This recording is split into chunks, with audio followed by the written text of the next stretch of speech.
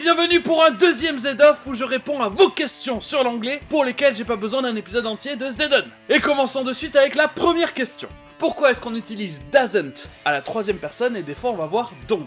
Dans l'épisode sur l'auxiliaire do, on a vu que la forme négative de do à la troisième personne du singulier au présent, c'est does not, ou en plus court, doesn't. Mais des fois vous croiserez quelque chose comme he, she ou it don't. Irish curse. You don't know.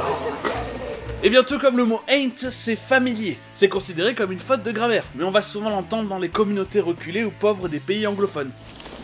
You don't go, I don't go.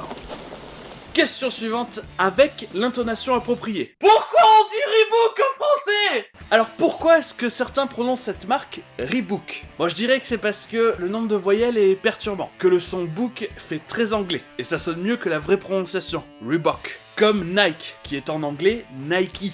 No, I ain't getting no love from Nike. Rod. Obviously, I ain't getting no love from Reebok. Did I ever tell you about my Reebok story? Rod. Et troisième et dernière question. Quel est le mot anglais le plus long et le plus dur à prononcer? Bon, d'abord, on va s'occuper du mot le plus long. Dans le dernier épisode de A to Z sur la lettre E, je parlais de Floxinocini Hilipidification, le mot le plus long sans la lettre E. Mais c'est aussi le mot non technique le plus long du dictionnaire anglais avec 29 lettres. Mais le terme technique le plus long, c'est cette maladie des poumons, Pneumono Ultra Microscopic Silicovolcanoconiosis, avec 45 lettres. Mais si on veut pousser les limites de ce qui est considéré être un mot, le plus long sera le nom chimique complet de la protéine titine, qui est constituée de 189 819 lettres. Mais bien sûr, il est présent dans aucun dictionnaire, et c'est pas vraiment considéré comme un mot.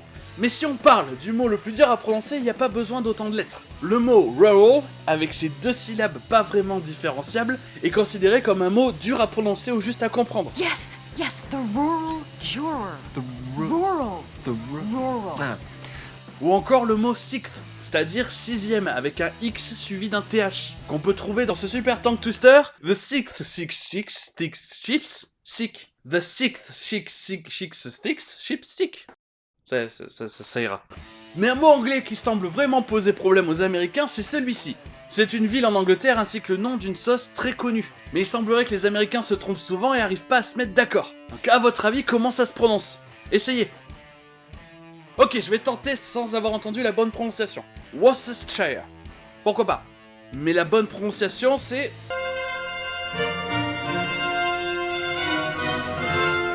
Worcestershire? Now that sounds fancy. It's Worcestershire. Like the sauce? Mmm. It's spicy! Et merci à tous d'avoir suivi cet épisode de Z-Off. Comme d'habitude, si vous avez des questions ou un sujet d'anglais pour un prochain épisode, posez-la dans les commentaires ou sur Twitter. Et je vous retrouve lundi pour le prochain Z-On.